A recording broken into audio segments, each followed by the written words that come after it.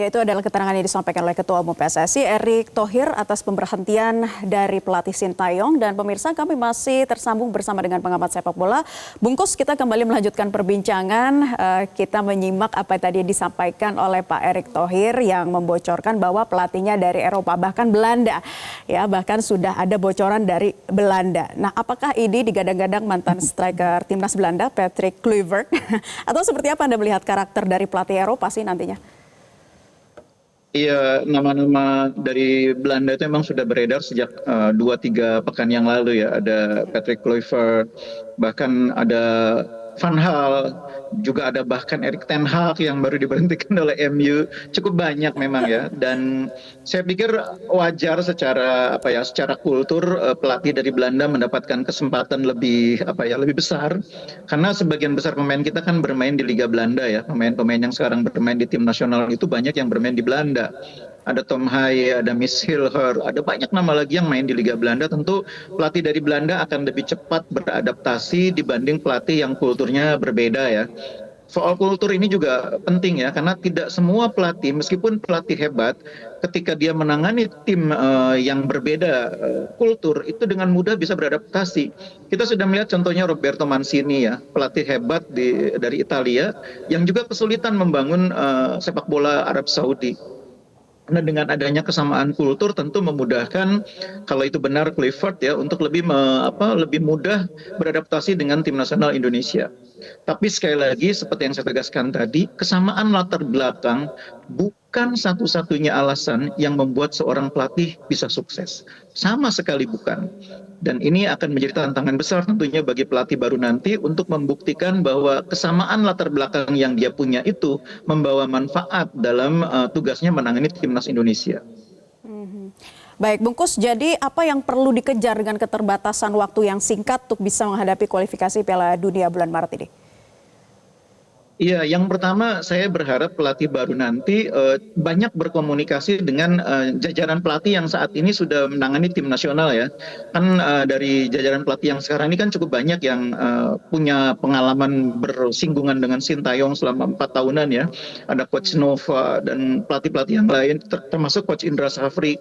Harus banyak berkomunikasi dengan Coach Indra Safri untuk memudahkan dia memahami tim nasional Indonesia, memahami sepak bola Indonesia, memahami sepak bola Asia secara keseluruhan.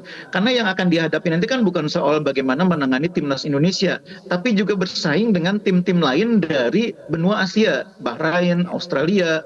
Nah, ini bagi dia penting untuk paham sepak bola Asia secara keseluruhan, sehingga nantinya dia bisa memetakan dengan jelas apa yang dibutuhkan oleh tim nasional Indonesia, apa yang harus dilakukan untuk membuat tim ini mampu tetap bersaing, bahkan lebih mampu bersaing, dan akhirnya bisa lolos ke Piala Dunia.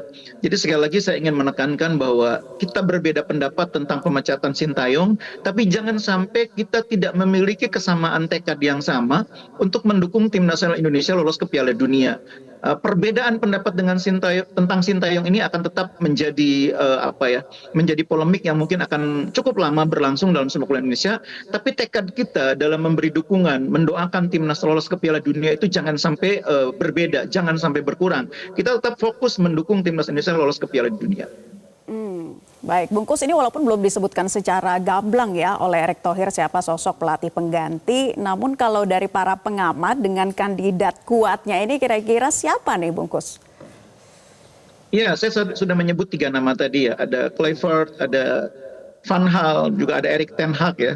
Sebetulnya di Indonesia juga ada pelatih Belanda yang lain ya. Ada pelatih yang sekarang menangani Dewa United, Rekering, ada pelatih yang menangani Borneo, ada Vistra. Jadi sebetulnya tidak mustahil juga pelatihnya itu dari pelatih lokal, dari pelatih Belanda yang sekarang sudah ada di Indonesia menangani tim lokal. Karena itu juga akan jauh lebih membantu kalau dia sudah paham sepak bola Indonesia. Tapi bagi saya, terlepas dari siapapun pelatihnya, saya pikir yang terpenting adalah timnya sendiri, timnas Indonesia sendiri harus melupakan persoalan ini ya. Pemain harus tetap fokus terhadap perjuangan menuju Piala Dunia. Jangan pemain-pemain kita terganggu oleh isu pemberhentian pelatih mereka, dan tetap fokus memberikan yang terbaik untuk timnasnya itu sendiri. Jadi urusan pergantian pelatih itu urusan manajemen ya, urusan federasi. Pemain tetap fokus ke Piala Dunia. Supporter juga saya berharap bisa tetap fokus mari kita mari kita singkirkan sementara ketidaksepakatan kita soal pergantian ini dan kita tetap fokus membantu mendukung tim nasional ke Piala Dunia. Iya, pergantian sebentar lagi akan terjadi dan mari kita fokus. Tapi kalau ada melihat sejauh ini seperti apa sih juga nantinya harus memanage psikologi para pemain dalam hal ini, Bungkus? Ya, ini tantangan tentu bagi setiap pelatih ya. Pelatih baru dimanapun pasti akan menghadapi situasi seperti ini. Pelatih baru juga pasti akan menyadari bahwa sebagian pemain mungkin memiliki hubungan emosional yang baik dengan pelatih sebelumnya. Dan itu tugas pelatih untuk membangun hubungan yang baru dengan pemain-pemain yang dia tangani sekarang. Dan itu semua pelatih saya pikir memahami itu. Karena salah satu ilmu yang harus dikuasai oleh pelatih kan psikologi psikologi dengan komunikasi. Bagaimana dia membangun komunikasi yang baik dengan pemain supaya hubungannya dengan baik terlepas dari bagaimanapun cara dia masuk ke dalam tim. Tidak semua pelatih masuk ke dalam tim dengan cara yang smooth ya. Ada pelatih yang masuk ke dalam tim dengan cara yang mungkin tidak terlalu smooth. Nah, ini yang sekarang harus dihadapi oleh pelatih kita. Karena mungkin bagi sebagian supporter Indonesia, termasuk bagi sebagian pemain Indonesia, pemberhentian Sintayong itu terasa berat untuk diterima. Nah, tinggal bagaimana pelatih mampu berkomunikasi dengan baik, mampu menempatkan diri dengan baik sehingga akhirnya bisa mendapatkan bisa diterima dengan baik oleh pemain maupun supporter timnas Indonesia. Baik, Bungkus dan juga pemirsa, kita masih akan melanjutkan perbincangan mengenai tantangan timnas Indonesia ke depan usai diberhentikannya pelatih Sintayong. Kami masih akan kembali untuk Anda sesaat lagi pemirsa, tetap di Breaking News Metro TV.